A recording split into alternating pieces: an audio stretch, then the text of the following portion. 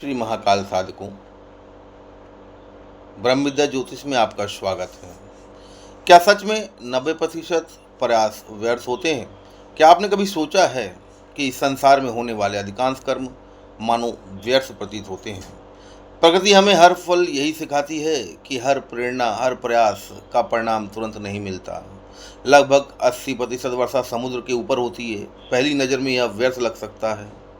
शेर जंगल का राजा कहलाता है, लेकिन इसके अधिकांश शिकार असफल हो जाते हैं। मधुमक्खियां जीवन भर शहद बनाती रहती हैं, पर उसका बहुत छोटा भाग ही स्वयं उपयोग कर पाती हैं। चींटियां दिन रात भोजन इकट्ठा करती रहती हैं, लेकिन उसका अधिकांश भाग कभी खा ही नहीं पाती।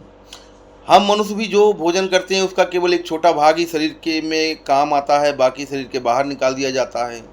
स्कूल और कॉलेजों में वर्षों तक जो पढ़ाई करते हैं उसका भी केवल कुछ हिस्सा ही जीवन में सीधे काम आता है। एक पेड़ हजारों फल देता है, हजारों बीज धरती पर गिरते हैं, लेकिन उनमें से कुछ बहुत कम बीज विशाल वृक्ष बन पाते हैं। अधिकतर फिल्में सफल नहीं होती, अधिकतर किताबें लाखों लोगों तक नहीं पहुंच पाती, अधिकतर वैज्ञानिक प्रयोग असफल हो जाते हैं।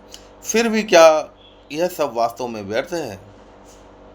दोस्तों, नहीं, बिल्कुल नहीं। क्योंकि इन्हीं अनगिनत प्रयासों में से कुछ ऐसे होते हैं जो पूरी दुनिया बदल देते हैं। एक सफल वैज्ञानिक प्रयोग मानव सभ्यता को नई दिशा दे देता है। हजारों गिरे हुए बीजों में से यदि एक भी विशाल वृक्ष बन जाए तो वह आने वाली पीढ़ियों को छाया, फल और जीवन देता है। चींटियों और उनके छोटे जीवों की लगातार गतिविधियों से मिट्टी उपजाऊ बनी रहती है। गिलहरियां अनजाने में बीज इधर उधर छोड़ देती हैं और वर्षों के बाद ही घने जंगल उगाते हैं।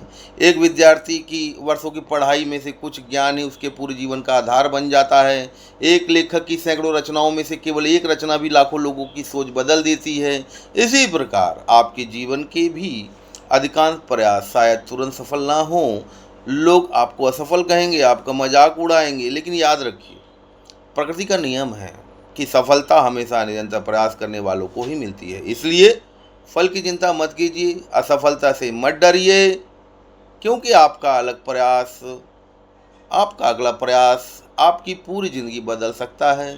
भगवत गीता में भगवान श्री कृष्ण कहते हैं, कर्मण्येवाधिकारस्ते मा फलेषु कदाचन, अर्थात तुम्हारा अधिकार केवल कर्म करने में है, फल पर नहीं। इसलिए निरंतर कर्म करते रहिए, सकारात्मक बने रहिए और विश्वास रखिए कि हर सच्चा प्रयास कभी व्यर्थ नहीं जाता। यही प्रकृति का नियम है, यही कर्मयोग है और यही जीवन का सार है।